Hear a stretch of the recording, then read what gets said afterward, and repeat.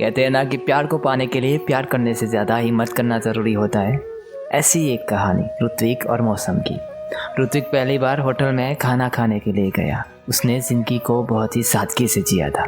आज कमीने दोस्तों की वजह से उसे होटल में खाना खाने के लिए जाना पड़ा। कहते हैं ना कि दोस्त दुनिया की वो कमीनी चीज़ है जो जीने नहीं देती लेकिन जीना सिखा देती है। वहाँ से ऋत्विक की ज़िंदगी ने एक अलग सा मोड़ लिया। मौसम जो एक बड़े परिवार की लड़की थी, उसका होटल में आना जाना हर रोज़ लगा रहता था। काफ़ी सारे लड़के उसे सिर्फ देखने के लिए आते थे और काफ़ी सारे लड़कों ने उसे प्रपोज भी किया था। लेकिन मौसम का दिल न जाने किसे ढूंढ रहा था। उस घड़ी का आज अंत होने वाला था और उस अकेले दिल को आज दिल मिलने वाला था। आज हर रोज़ की तरह मौसम होटल में आई। उसकी नज़र ऋत्विक पे पड़ी और पहली ही नज़र में प्यार हो गया। अब पहली नज़र का प्यार की तो बात ही कुछ और होती है ना।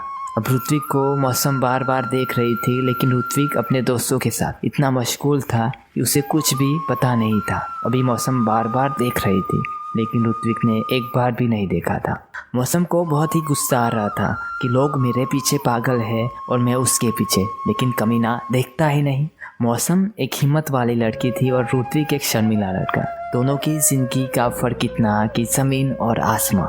मौसम को पता था कि आज वो उसे कुछ नहीं कहेगी तो इस इंसान को खो देगी। वक्त की घड़ी उसे बार बार कानों में सुनाई दे रही थी। अब वक्त था कुछ कहने का, अब वक्त था कुछ करने का।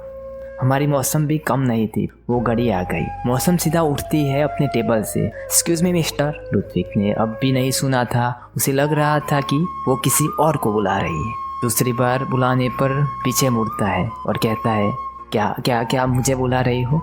हाँ हाँ, आपको बुला रही हूँ। अब ऋत्विक ने कभी लड़की से बात नहीं की थी। उसकी दिल की धड़कन बहुत तेज़ी से धड़कने लगी थी। उसके दिल में बहुत से सवाल आने लगे थे। क्यों बुला रही होगी? मैंने कुछ किया तो नहीं? सोच रहा था कि मौसम उसके सामने। मिस्टर क्या सोच में पड़ गए? कुछ नहीं। हाँ हाँ बोलो। और उसके बाद जो हुआ ऋत्विक ने कभी सोचा भी नहीं था। मौसम कहाँ रुकने वाली थी। मौसम को गोल गोल बातें करना आता नहीं था। मौसम ने जाके सीधा ही बोल दिया कि मैं तुम्हें पसंद करती हूँ।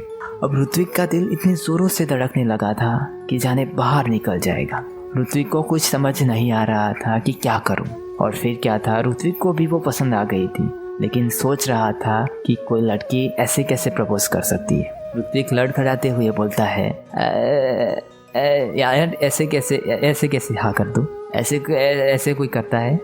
मौसम, तो कैसे करते हैं प्रपोज, तुम बताओ। अरे ये नहीं, लेकिन मैं आपको जानता भी नहीं हूँ। मौसम कहती है, जान लेंगे और जान देंगे भी। मौसम, लेकिन कुछ नहीं, तुम मुझे पसंद नहीं करते तो ठीक है, मैं चलती हूँ। अभी रुको तो सही। बोलो।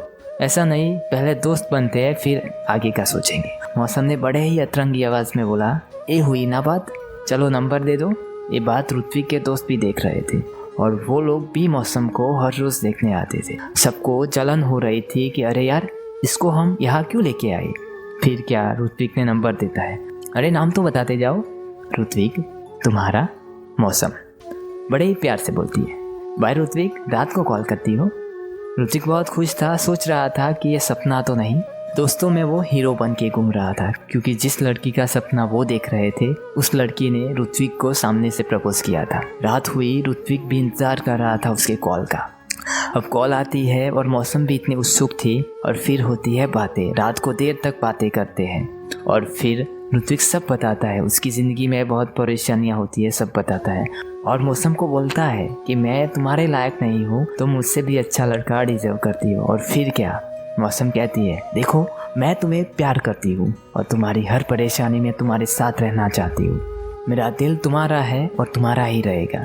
फिर तय करते हैं हम कल मिलते हैं। फिर क्या था, मौसम और ऋत्विक मिलते हैं। फिर दोनों बहुत ही घूमते हैं, फिर शॉपिंग भी करते हैं। आज मौसम बहुत ही खुश थी और ऋत्विक भी इतना ही खुश था। ऋत्विक को आज तक इतनी खुशी नहीं मिली थी। कहते हैं ना कि प्यार के साथ होते हैं तो जन्नत की ज़रूरत नहीं पड़ती। ऋत्विक को लग रहा था कि वो आज खुद से खुद को मिल चुका है। ऐसे ही मौसम के साथ रह के ऋत्विक की लाइफस्टाइल बहुत ही बदल चुकी थी। उसकी वजह से ऋत्विक पहले से ज़्यादा हैंडसम लगने लगा था। वो लोग हर रोज़ देर तक बातें करते रहते थे, लेकिन आज कुछ अलग हुआ।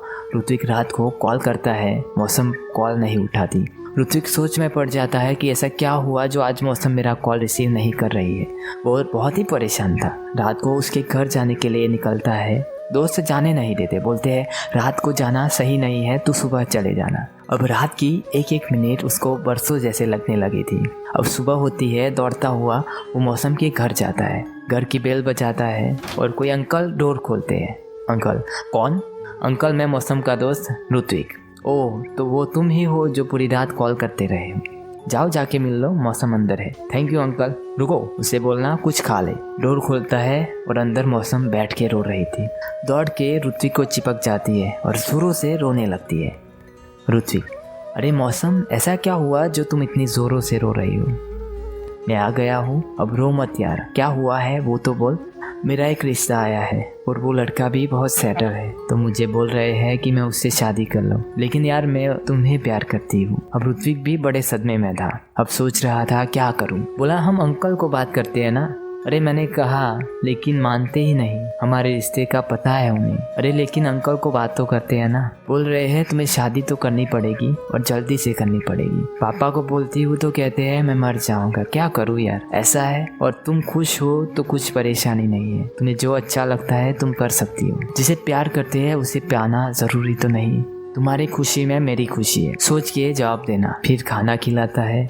मौसम के पापा आते। तुम्हारा वक्त खत्म हो चुका मिस्टर, तुम्हें मौसम ने बता दिया होगा, अब निकलो। लेकिन अंकल, लेकिन कुछ नहीं, अब तुम निकलो। और वो मौसम के सामने देखता है और फिर चल देता है। अंकल फिर शादी में जरूर आना, 5 तारीख को शादी है। अरे लेकिन इतनी जल्दी, मौसम को भी तो सोचने का टाइम दो। सब दिया हुआ है, शादी में आ जाना। अब ऋत्विक फिर से मौसम के पास जाता है और बोलता है मौसम, मेरी जरूरत कभी भी हो तो मुझे कॉल कर देना। मैं कहीं भी रहूंगा, आ जाऊंगा। इस नंबर को मेरी पूरी जिंदगी सिर्फ तुम्हारे लिए रखूंगा। ये बोल के वो निकल जाता है। मौसम भी क्या बोलती। एक तरफ उसका आशिक था और एक तरफ उसके पापा। कहते हैं ना कि हालातों से बंधा हुआ इंसान क्या कर सकता है। फिर दुनिया उसको बेवफा का खिताब दे देती है। फिर शादी का दिन आ जाता है। ऋत्विक भी बड़ा सज धज के आया था। सिर्फ मौसम को ऐसा लगे कि वो दुखी नहीं है, इसीलिए। मौसम उसे देख रही थी और सोच रही थी कि ज़िंदगी का कमाल तो देखो, जिसे प्यार किया वो कभी मिला नहीं और जो मिला उसे प्यार नहीं हुआ। फिर ऋत्विक इशारा करता है, बहुत खूबसूरत लग रही हो। और फिर शादी हो गई। मौसम जाने से पहले बहुत रोई और फिर जान चली जाती है। अब सभी बातें कर रहे थे, अब मौसम तो फॉरेन चली जाएगी ना, मज़ा करेगी। ये सुन के ऋत्विक को भी शौक हो जाता है। लोगों से पूछता है तो बोलते हैं उसकी शादी बड़े घराने के लड़के से हुई है। और फिर ऋत्विक को पता चलता है कि उसकी शादी फॉरेन में हो गई है और वो मुझे बार बार इशारे करके यही कहना चाह रही थी। अब मौसम तो फॉरेन चली जाती है। अब ऋत्विक अकेला हो जाता है। उसके दोस्त भी बहुत ही कम थे, तो उसको सपोर्ट खुद को करना था। अब उसके गम में शायरी या शेर लिखने लगता है और फिर कहता है ना कि जो चीज़ सच्चे दिल से की जाती है उसका फल ज़रूर मिलता है। एक दिन उसकी शायरी और शेर पेपर में छपते हैं और फिर उसके लिए बहुत ही दरवाजे खुल जाते हैं और उसको कई ऑफर आते हैं। वो अपने काम में इतना बिजी हो जाता है कि दुनिया को भूल जाता है। फिर उसको लिखने के लिए अकेलापन ज़रूरी था और फिर उसने एक माउंटेन पे एक घर ले लिया। वहाँ जंगल भी था जहाँ वो शांति से लिख सके। और एक दिन रात को लिख रहा था कि कॉल आती है। फिर वो शॉक हो जाता है क्योंकि वो कॉल थी मौसम की। इतने टाइम के बाद 6 साल हो चुके हैं और फिर कॉल उठाता है। सामने से रोती हुई आवाज़ सुन के ऋत्विक शॉक हो जाता है। क्या हुआ मौसम, क्यों रो रही हो? लेकिन मौसम कुछ भी बोले बिना रोई जा रही थी। ऋत्विक बोलता है, अरे मौसम तुम बोलो तो सही, क्या हुआ? मैं बहुत परेशान हूँ। क्या हुआ बताओ तो सही। ऋत्विक अभी नहीं बता सकती, तुम मुझे यहाँ से ले जाओ, प्लीज़ मुझे माफ़ कर देना। अरे पागल, ऐसा नहीं बोलते, मुझे एड्रेस भेजो। अरे लेकिन मैं तो यहाँ पे हूँ। कहा? ऑस्ट्रेलिया। अरे तुम मुझे एड्रेस भेजो, दुनिया का किनारा क्यों नहीं है, मैं तुम्हें लेने आऊँगा। और फिर एड्रेस आने के बाद ऋत्विक तुरंत निकल जाता है, सीधा फ्लाइट लेके ऑस्ट्रेलिया जाता है और फिर कॉल करता है और फिर मौसम मिलने आती है। क्या हुआ मौसम? फिर क्या था? मौसम ऋत्विक को चिपक के बहुत रोने लगती है। फिर उसको बताती है कि मैंने यहाँ 6 साल कैसे गुजारे हैं मैं ही जानती हूँ। यहाँ पे आने के बाद वो मुझे बहुत ही काम करवा रहा था और वो दूसरी लड़कियों के साथ घूमता रहता है और फिर मुझे बहुत मारता भी था। आज तो हद ही कर दी यार, मुझे घर से निकाल दिया। क्या करूं? मुझे इंडिया ले चलो। फिर मौसम, तुम्हारे बीबी बच्चे कैसे हैं? ऋत्विक कुछ नहीं बोलता और चल देता है। फिर इंडिया आ जाता है और फिर उसे पता चलता है कि ऋत्विक ने शादी नहीं की। फिर वो पूछती है, ऋत्विक शादी क्यों नहीं की? ऋत्विक, तुमसे प्यार किया था ना, तभी सोच लिया था कि तुम ही मेरा पहला और आखिरी प्यार हो, तुम नहीं तो कोई नहीं। और फिर मौसम भी रोने लगती है, शादी करोगी मुझसे?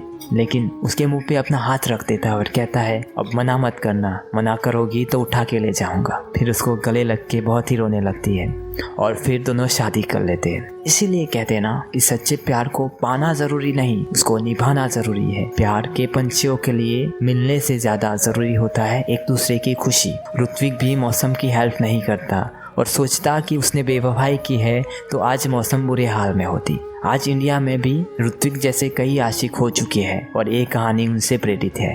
ऐसे हजारों ऋत्विकों को मेरा सलाम है। इसके साथ विदाई लेता हूँ, मिलेंगे नेक्स्ट वीडियो में। जय हिंद, जय भारत।